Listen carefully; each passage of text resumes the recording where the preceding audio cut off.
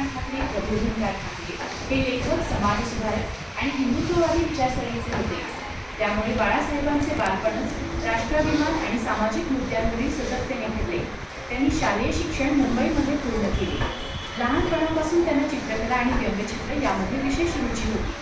बाळासाहेब ठाकरे यांनी आपले व्यावसायिक जीवन फ्री प्रेस जर्नल आणि नंतर मार्क्स कॉमिक्स यांसारख्या वर्तमानपत्रांमध्ये व्यंगचित्रकार म्हणून सुरू केले. त्यांच्या सटीक आणि धारदार व्यंगचित्रांनी राजकीय व सामाजिक क्षेत्रात खळबळ उडवली. त्यांनी पुढे स्वतःचे मार्मिक साप्ताहिक सुरू केले, ज्यात त्यांनी मराठी माणसाच्या हक्कांसाठी ठामपणे मते मांडली. 19 जून 1966 रोजी त्यांनी शिवसेना या राजकीय पक्षाची स्थापना केली. सुरुवातीला शिवसेनेचे ध्येय होते मराठी माणसांना त्यांच्या हक्काचे रोजगार, सन्मान आणि स्थान मिळवून देणे. मराठी माणसाचा मुंबईवर हक्क आहे हा विचार त्यांनी जोरदारपणे मांडला.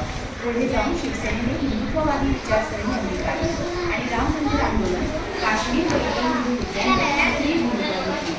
बाळासाहेब ठाकरे हे स्पष्ट वक्ते, धाडसी आणि आक्रमक नेता होते.